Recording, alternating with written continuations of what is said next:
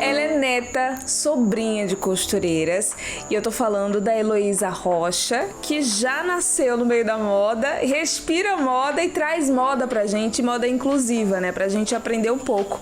E é com ela que eu vou conversar agora no Fora da Pauta. Heloísa Rocha, bem-vinda ao Fora da Pauta. Olá, Jéssica, foi um prazer estar participando do Fora da Pauta. Ai, que bom.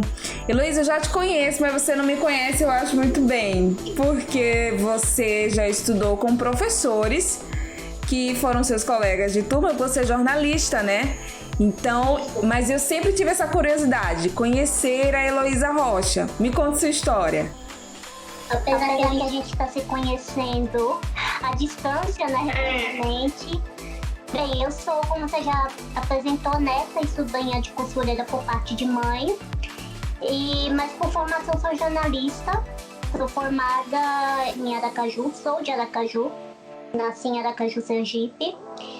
E há 13 anos eu moro em São Paulo.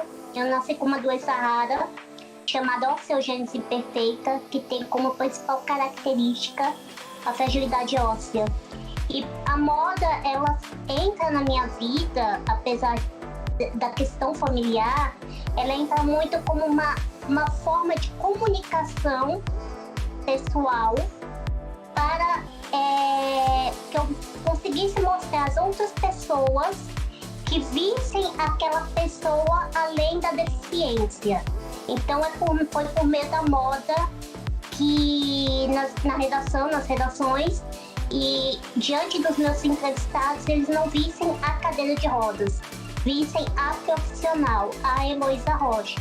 Que infelizmente a gente ainda tem uma sociedade que julga pela deficiência e não pela pessoa que ela é. E a partir disso, de trabalhos relacionados à moda, de coberturas, de coordenações de produções de moda, eu percebi que havia uma falta de representatividade da pessoa com deficiência nesse setor da moda. Na época, eu estou falando de 5 anos atrás. E aí eu decidi lançar o Moda em Rodas, que é um perfil que está disponível tanto no Instagram, quanto no Twitter, quanto no Facebook. E desde o ano passado eu apresento e produzo um podcast que traz a moda e a beleza inclusiva como temas centrais. Uma forma de desmistificar muito mais esse tema. Muito legal. Agora, voltando ao jornalismo, você chegou a trabalhar aqui como jornalista? Cheguei, mas como estagiária. E aí você resolveu ir para São Paulo, né? Tinha uma motivação muito forte dentro de você para trabalhar em São Paulo e com moda também, né? Não, na realidade eu não vim para São Paulo para trabalho. Eu vim para dar continuidade aos estudos. Infelizmente, Jéssica, a gente ainda tem um problema muito grande de encontrar pessoas com deficiência que estejam em cargos que não sejam operacionais. Nada contra esses cargos operacionais, mas quando a gente fala cargos operacionais, a gente se refere a telemarketing, a gente se refere a recepção, a gente se refere a empacotador e por aí vai. E aí eu vi uma dificuldade muito grande na época por ser uma pessoa com uma deficiência física visível e grave, uma dificuldade de entrar no mercado de trabalho. Então eu resolvi vir para São Paulo, na época, estou falando coisa de 2008, de dar continuidade aos estudos. Inicialmente fazer uma pós-graduação, um mestrado, e retornaria para Aracaju e entraria a princípio no mercado acadêmico. Eu já tinha traçado essa jornada na minha vida. Mas tudo que a gente traça nunca dá certo, né? E aí eu vim para São Paulo porque quando a gente é de fora, não sei se você vai me dar razão, talvez hoje não mais, né? Mas quando a gente falava de jornalismo, pelo menos na minha época, a gente falava que o eixo da comunicação é Rio e São Paulo. Sim. E minha família, tanto por parte de pai quanto por parte de mãe, é de São Paulo. Eu nasci em Aracaju, mas toda a minha família é daqui. Então eu já tinha uma base, então tinha um lugar para ficar, pessoas que pudessem me receber. Então foi por isso que eu decidi vir para São Paulo. O que aconteceu é que em 9 meses eu estava fazendo a pós. Eu fiz a pós na Faculdade Casper Líbero. E lá dentro dessa pós eu conheci um coordenador na época da Rádio Gazeta M. E que até hoje a emissora que está ligada à faculdade.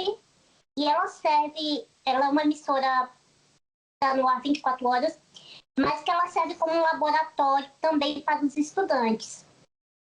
E aí ele foi na sala de aula da pós e disse bem assim, olha, apresentou o projeto e falou que era aberta também para os alunos da pós. Como eu estava só estudando na época, eu fui até a rádio, a sala, a redação e me apresentei. E lá ele quis conhecer minha vida da mesma forma que eu estou contando aqui para todos que estão nos assistindo. E ele falou, eu tenho uma cobertura do Teleton, você gostaria de ir? E aí, para uma pessoa que tinha acabado de vir de Sergipe, ter a oportunidade de cobrir um evento que é transmitido nacionalmente, numa emissora enorme, que é o SBT. Conhecer o SBT era um sonho. E aí eu fui, mas sem a pretensão de nada. Fui para fazer meu trabalho, claro, deixar uma boa imagem. E aí eu não sabia que ele, na época, estava me analisando. Ele foi comigo, me acompanhou. E quando, na semana seguinte, eu entreguei o material, a matéria, a reportagem, e aí ele falou bem assim, olha, a gente tem uma vaga de redator e a gente também tem, e a mesma vaga seria muito bom se a gente pudesse preencher as cotas, que é a lei de cotas que oferece determinadas vagas por lei para pessoas com deficiência, com empresas com 100 ou mais funcionários. E aí eu aceitei a proposta e acabei fixando raízes aqui em São Paulo. Basicamente foi isso. E o Moda em Rodas, hein? Nas redes sociais ele é muito bem falado, né? Conhecido também. Como é que você torna ele acessível e conhecido para as pessoas, né? Nessa época eu não conhecia o termo moda inclusiva, não conhecia moda adaptada, não conhecia a necessidade de representatividade real do corpo com deficiência em todos os setores da moda. E aí, nesses 5 anos, o Moda em Rodas ele foi crescendo, né? E hoje ele é sustentado por três pilares. Ele defende a moda inclusiva, especialmente aqui no Brasil. Ele tenta resgatar a autoestima feminina, especialmente da mulher com deficiência, já porque quando não há essa representatividade, quando ela se vê a mulher, principalmente o corpo com deficiência, fora desse universo, ela se sente não pertencente a esse mundo, ela não se sente bela, ela não acha que ela pode ter uma tendência, que ela pode ditar moda, porque ela não se vê ali. E o terceiro e último que se refere também a você é de promover um novo olhar do corpo com deficiência na mídia. Porque ainda hoje está melhorando bastante, mas o corpo com deficiência ainda é visto por sua deficiência, não pela pessoa que ela é. Então, quando a gente vê um modelo na passarela, a gente vê a cadeira de rodas. Mas a gente não valoriza a beleza daquela pessoa, a forma como ela está modelando, o profissionalismo dela ali diante da passarela, das câmeras. Então, é esse novo olhar que eu tento com Moda em Rodas. É verdade. A gente fica falando de moda, né? Tem gente que se limita à passarela, à mídia, mas eu queria saber do seu dia a dia, na hora de comprar uma roupa, né? Como é que você e mulheres com deficiência encaram esse dia a dia numa loja? Porque tem gente que pensa que é fácil, mas não é ainda, né? Não, a gente Existe uma complicação, eu posso falar por mim, tá, Jéssica? Mas aí eu estaria falando só sobre a consumidora Heloísa Rocha. Tem que entender que, assim, existem 45 milhões de pessoas no Brasil com algum tipo de deficiência. E desse algum tipo com deficiência, a gente é dividido em 5 grandes grupos, que é o deficiente, a pessoa com deficiência física, a pessoa com deficiência visual, a pessoa com deficiência auditiva, a pessoa com deficiência intelectual e tem aquelas pessoas que têm uma deficiência múltipla, então ela tem mais de uma deficiência. Em cada um desses grupos existem subgrupos e desses subgrupos, cada um tem uma necessidade específica quando eu estou falando sobre moda. Não sei se você sabe, Jéssica, mas uma pessoa com deficiência física, às vezes ela gasta meia hora para fechar uma camisa, a depender da deficiência dela. Se ela não tiver um dos membros superiores, se ela não conseguir ter o uso total dos dedos. Então, por exemplo, se você coloca uma camisa com botões de imã, e ao invés dela gastar meia hora para fechar os botões, ela gastaria 2 minutos, ou menos ainda. Então, são adaptações que para você, um botão com imã não faria diferença, mas para uma pessoa com deficiência física, sim. Uma etiqueta em braille, ou uma etiqueta com QR Code que falasse qual é a cor, se a roupa é estampada ou não, faria com que uma pessoa que é cega não tivesse que perguntar para alguém o que é aquilo que ela vai vestir. Então imagina essa pessoa todo dia ter que perguntar para alguém a roupa que está ali no armário, ou falar, hoje eu gostaria de usar vermelho. Porque ela não consegue identificar. Um daltônico é a mesma coisa. Um daltônico ele não enxerga algumas cores. E no site, por exemplo, quando você vê uma peça, aí tem a peça nas cores rosa, vermelho e azul, as opções. O daltônico não enxerga, por exemplo, que existem vários tipos de daltônico, vamos dizer que ele não enxerga o vermelho. Ali no site não tem escrito o nome da cor. E aí ele não consegue comprar a roupa. Como é que você enxerga o futuro da moda? O futuro da moda, a longo, a médio, a curto prazo. Pode ter os três. Tá, olha, eu enxergo assim que o movimento da diversidade ele está abrindo muitos caminhos. Eu te dei alguns exemplos de pessoas com deficiência que